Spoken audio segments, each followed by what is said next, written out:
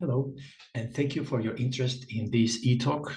As you can see from the title, it deals with Green Valley galaxies and more specifically on how to test the quenching of the subgrid physics at that level of the transitions that we find in galaxies. This is part of the PhD thesis of my student James Angthopo, who finished at UCL a few months ago. Now he's presently a postdoc within the WEAVE collaboration at the INAF Center in Brera in Italy. You can also see there a list of the other collaborators involved in this project. The Green Valley represents an important transitioning region between the blue cloud and the red sequence, basically going from star-forming galaxies towards passively evolving quiescent galaxies. And there are various mechanisms that can be invoked. For instance, in this classic paper from Faber et al., you can see a cartoon version of how, for instance, mergers, either wet mergers or dry mergers, could affect quenching. But in broad terms, we can separate this into two main channels, namely the star formation feedback and the AGN feedback. The way we can model these things in numerical simulations is through the subgrid physics. The problem is that the resolution of the hydrodynamical simulations is not high enough to be able to trace the very large dynamical range, the very large number of physical mechanisms that have to be put into the system to trace the way star formation stops in galaxies in general. From the observational point of view, we use some observable that keeps track of, let's say, the age or the star formation evolution in the galaxy. So traditionally, color has been used using two broadband filters. And also star formation. So using, for instance, nebular emission lines or using NUV fluxes or infrared, you can define a star formation rate. The problem is both methods, color and star formation rate measurements, are inherently dependent on dust corrections and all the uncertainties and systematics that could be caused by this. So what we did is to propose the use of a spectroscopic indicator. So it is going to be narrower than the broadband observations so that it will not be affected by dust, I mean negligibly so. So we can even avoid making any correction, and of course all the systematics associated to dust will be gone.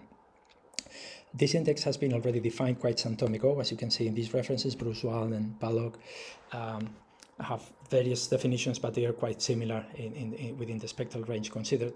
And what we did is go for the Sloan Digital Sky Survey sample of single fiber spectra, restricting redshift between 0.05 and 0.1 to minimize aperture effects.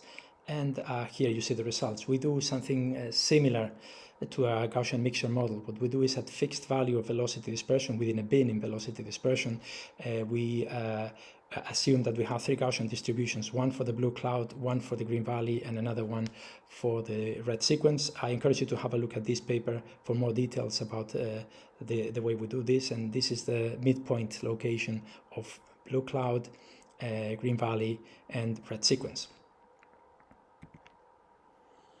In this slide, I want to emphasize that even though the 4000 angstrom break is an indicator that requires spectra, it is relatively easy to measure with respect to other indicators. Here you see an example from the Hubble Space Telescope using slitless Grissom data. So in this case, rather than using a real spectrograph, what we do is we use an imaging camera and we substitute the passband by a dispersion element, a Grissom. And what you see here is a spectrum of a massive galaxy at quite high redshift, 1.9. And you can already appreciate that while it would be very difficult to measure absorption lines such as magnesium, iron, Balmer indices, it is relatively easier to measure the 4000 break because it covers a relatively wider spectral window compared to those indices.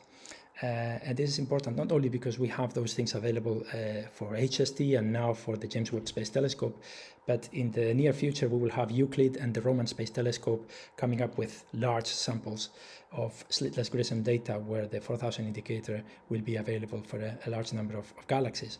On top of that, we should not forget about the medium band filter surveys such as JPAS, where rather than taking spectra, images are taken in a large number of medium band filters. So this equivalently represents medium resolution spectroscopy. So going back to the Sloan sample, we separated the sample according to nebular emission using the standard BPT diagram, and we split them into star-forming AGN and quiescent galaxies. And here we show the results for the Green Valley. You can note here that U and L represent upper and lower Green Valley. What we do, going back a couple of slides, is that in each plane of velocity dispersion, we split the distribution of the Green Valley into terciles. Lower Green Valley closer to the blue cloud, mid Green Valley, and upper Green Valley closer to the red sequence.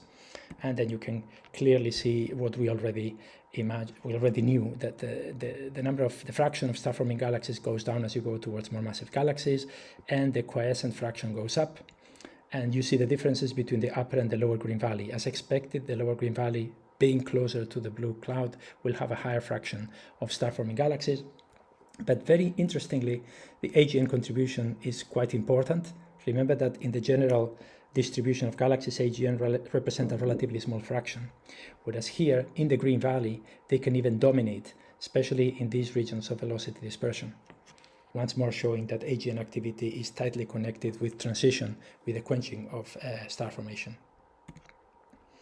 So to go beyond this, we decided to apply our definition of the Green Valley from the observations to simulations, state-of-the-art simulations from Eagle and Illustrious TNG, both using boxes of order 100 megaparsec co-moving, and they basically achieve resolutions, let's say in the baryon mass, that are quite decent. They are of order 1 million solar masses. We do stellar mass matching. We don't use velocity dispersion because, as you know, these simulations don't have so reliable estimates of velocity dispersion, whereas the stellar mass is a much better quantity to compare with observations. Then we combine the star formation histories and chemical enrichment histories along with population synthesis models to produce model spectra. This is once more work done by James Agthopo, my PhD student, but a lot of work has been done by Andrea Negri, a postdoc here at the IAC, who has been basically combining the hydrodynamical simulation data with the population synthesis models. So this is what we get, and you can see, the observational constraints are in color, so blue, green, and red for the blue cloud, Green Valley, and red sequence. The data points are shown as gray dots with some contours for Eagle on the left, Illustrious on the right. So do not make much of the distribution, the number of objects. You can see that the simulations produce a much larger number of dwarf galaxies compared to more massive galaxies. This is a well-known thing, and we are not doing this type of comparison.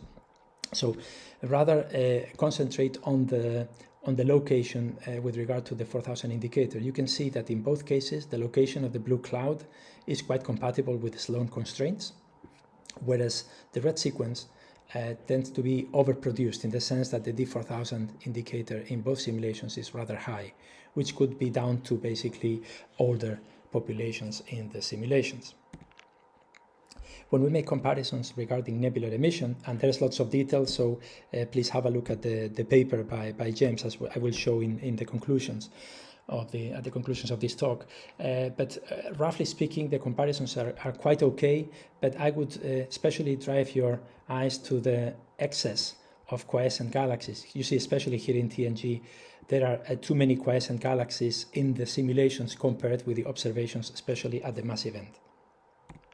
A better way to illustrate this is to make this comparison. We just show the quenched fractions in Eagle and TNG, and you can see here for the upper, mid, and lower Green Valley, the shaded regions correspond to the observational constraint, and the lines correspond to the simulation data. And once more, you can see that the mismatch appears especially in the lower Green Valley, closer to the blue cloud. And you could see that it happens, this mismatch happens in both cases, but I would say it's potentially more important in TNG. So is this because of too efficient AGN feedback? Another way of looking at this would be through the cumulative fraction of stellar mass, basically the way stellar mass is being incorporated into galaxies. This is shown in different panels as a function of increasing galaxy mass, from lower mass galaxies here to the most massive galaxies down here. And both simulations, so TNG 100 and Eagle, are shown. TNG as solid lines, and then Eagle as dashed lines. And you can see that at the low mass end, there's basically quite good agreement between the two simulations, whereas when you go to the massive end, the Eagle galaxies tend to form or build up their stellar mass content quite quickly at early times, and then after that it is followed by more of a passive evolution, whereas TNG have a more progressive buildup of the stellar populations. This could be a very important thing in the sense that we have to be aware that these simulations eventually have to constrain their results with some observable at a lower redshift. And one of those is, for instance, the number of quiescent galaxies overall.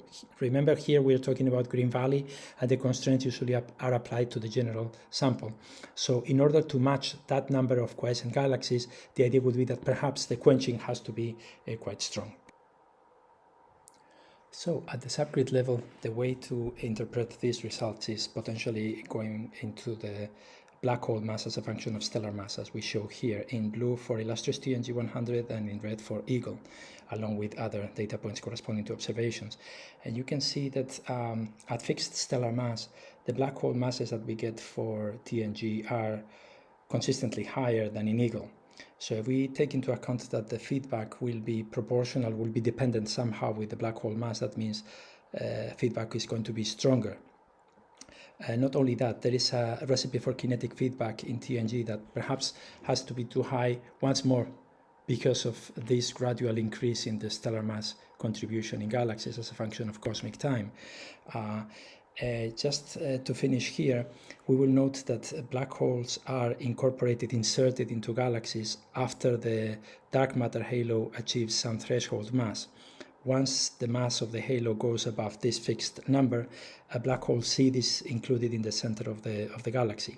And we note that for TNG, the black hole mass seed is higher, and the threshold for the dark matter halo is also higher, which means statistically these black holes will be incorporated at later times, which perhaps also is one of the reasons why more effective feedback has to be included in order once more to match the observational constraints. So finally, here we have the conclusions. The Green Valley is a tremendously important evolutionary phase that needs to be taken into account in all simulations, especially the constraining aspect. And in this regard, the D4000 represents a very good way of imposing those constraints, because it avoids not only the dust corrections that we need in the observations, but also the subgrid physics of dust absorption scattering that you need also in the simulations. Automatically, this gets much simpler, and you go straight into the evolution of the galaxies. We have shown that in a simple application to Sloan data at low redshift, the simulations overproduce the number of quenched galaxies at the massive end, and perhaps this might be due to the prescriptions that are imposed on both on the feedback and on the way the black holes are inserted into these galaxies. So these are the references that I very much welcome you to have a look at, and here is my email account. I would be very happy if you send us any type of comments or feedback about this talk. Thank you very much. Take care. Bye-bye.